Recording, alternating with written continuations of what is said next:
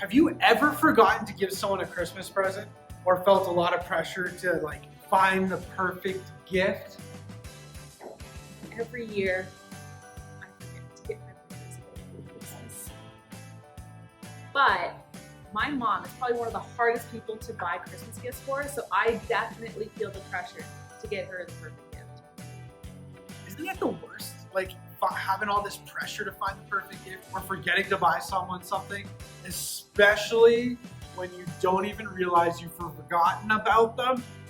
And then they show up and they hand you a gift and you're like, awkward. It is awkward. There's a lot of pressure when you're looking for a perfect gift for someone special.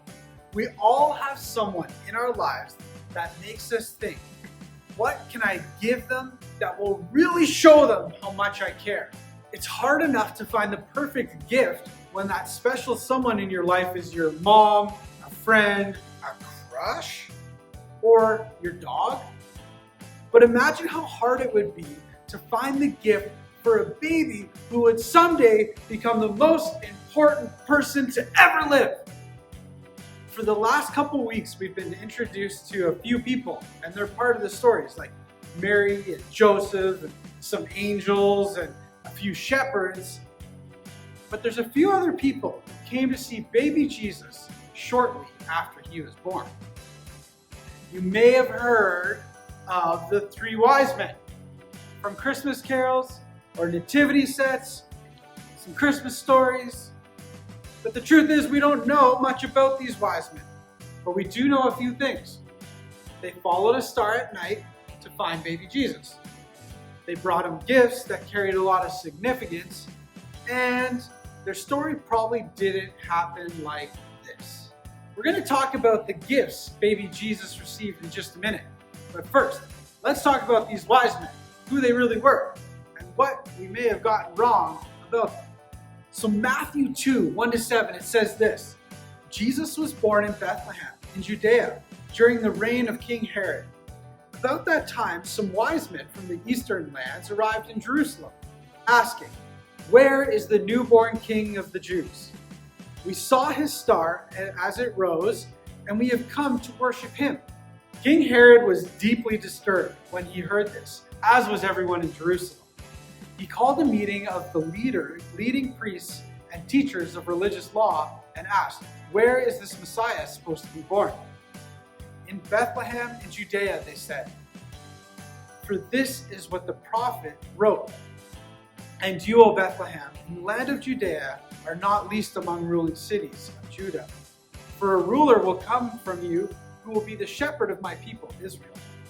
Then Herod called for a private meeting with the wise men, and he learned from them the time when the star first appeared.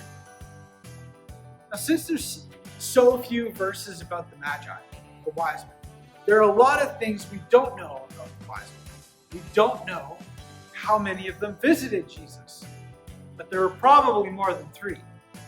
We don't know their names or how old they were or exactly where they came from. We don't even know how they learned about the star that guided them to Jesus. But here's what we do know. They were scholars. Based on their studies and readings, they understood that a king was going to be born and that he would change everything. They somehow knew how to find Jesus. They followed a star and traveling thousands of miles just to see and worship him. They brought gifts with them. Really expensive gifts. Now, these men were important. They were wealthy and intelligent. But when they learned of the new king being born, they knew they had to go and honor him. Unlike King Herod, who immediately feared and hated baby Jesus, the wise men responded to this new king with worship. So how did these wise men worship Jesus? Did they play their favorite worship songs from a Bluetooth speaker and sing to him? Probably not. But here's what they did do. Matthew 2, verses 11 and 12, it says this: "They entered the house and saw the child with his mother, Mary, and they bowed down and worshipped him. Then they opened their treasure chests and gave him gifts of gold, frankincense, and myrrh. When it was time to leave, they returned to their own country by another route, for God had warned them in a dream not to return to Herod. When these wise men finally found Jesus, they honored him by giving him gifts that meant something significant. Now, I don't know anyone who would say no to getting gold for Christmas, but what in the world is frankincense and myrrh? And let's be real, none of these sound like baby-appropriate gifts, do they? Well, true, these weren't very practical baby gifts, but what they lacked in cuteness, they more than made up for in purpose. See, these wise men, they understood that this child they were visiting was special. So the gifts they brought him were designed to show him praise, glory, and worship. All of these gifts the wise men gave to Jesus were precious and expensive, but they were symbolic too.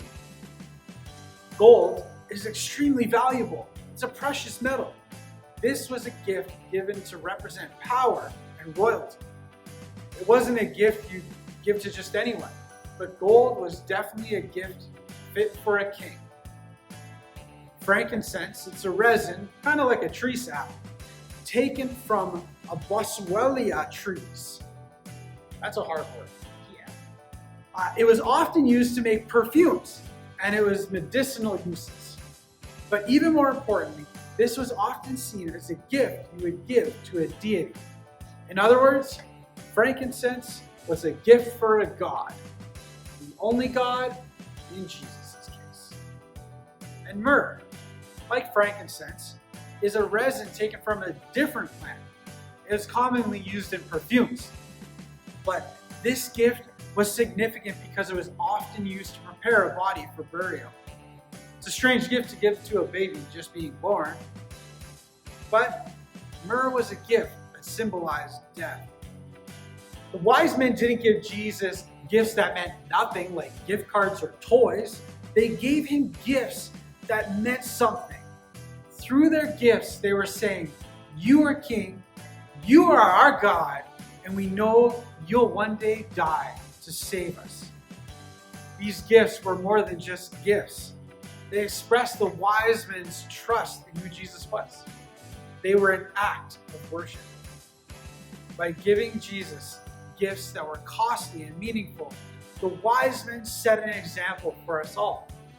We may not be rich, and there may not be a way for us to give Jesus physical gifts, but as long as we have breath, we can give Jesus our worship. And on the first Christmas, the wise men gave their worship. This Christmas, how could you do the same? But how exactly can we follow the example of the wise men?